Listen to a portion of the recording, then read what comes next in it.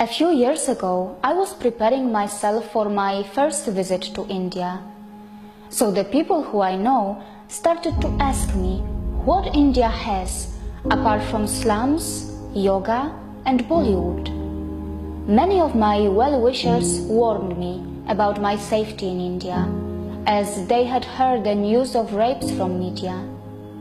But they got completely shocked when I explained to them that actually our own Western countries have a lot more rapes than India, and the correct way to understand the statistics of a crime is not by numbers, but by proportions. Due to a massive population that India has, the numbers of a crime can easily go very high, but in proportions, India is so much better than us.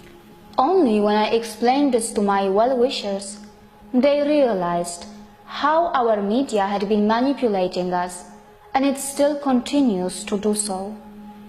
Whenever I am back in Poland or in any part of Europe, I am asked if India is interesting to travel at all.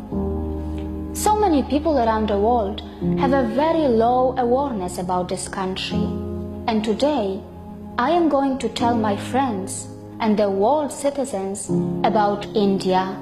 Before I start to tell you what this country has, let me start it with a small example that one can so easily see on the streets of India. We all know how an average poor man in Europe finds it nearly impossible to take his family out to the cinemas, entertainment parks, or for a dinner, because they all cost a lot of money. In Europe, for a person on a very low budget, buying new clothes or traveling out of the city with their family is probably a dream that unfortunately never comes true. The truth is that for most of the people in Europe who have less money, eating out is mostly restricted to kebabs or just buying a bread from a supermarket, because the lifestyle in Europe is such that there are just not too many options for a poor. But in India, there are cinemas, entertainment parks, restaurants and markets that are not just for the elite and the middle class, but also for those who are on a very low budget. In India, a poor can also buy new clothes or gifts for his loved ones, because there are so many affordable markets that are well within their reach. In India, a poor person who has a very low budget can also afford to dine out with family to enjoy those joyful family moments. And trust me, in such affordable markets, they are also selling exotic Chinese food or even an Italian pasta.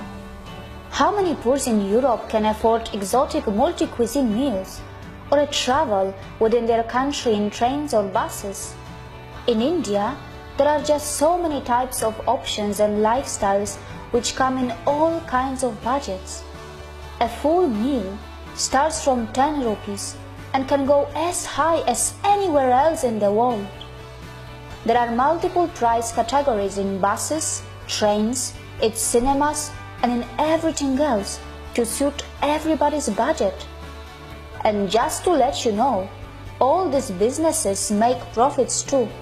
The super low cost and affordable markets of India are also visited by the middle class people and many times even the richest, because they got a good bargain or they just love the atmosphere of such places that are so full of life and energy. And this is how India nourishes and protects all her citizens, by giving them so many different opportunities in different budgets, and these so many parallel lifestyles that are mingled together is a sight to see, which continues to mesmerize me every day.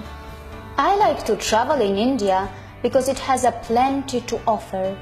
Whether you are on a shoestring budget, a middle-class traveler, or someone who wants to be pampered with the highest luxury. Whether you are a tourist, a professional, a spirituality seeker, or someone who wants to be benefited by India's medical tourism, this country welcomes everyone without any prejudice, from its salt flats to its rainforest, from its pristine islands to its volcanoes, from its cold desert of Ladakh to its great Thar desert of Rajasthan and Gujarat, from its rich jungle safaris to its mysterious ancient tribes who continue their story even today. India can literally overwhelm you. And the story goes on in the tea and coffee plantations of its northeast and its south, and also in its beaches of the 7,000-kilometer plus coastal line.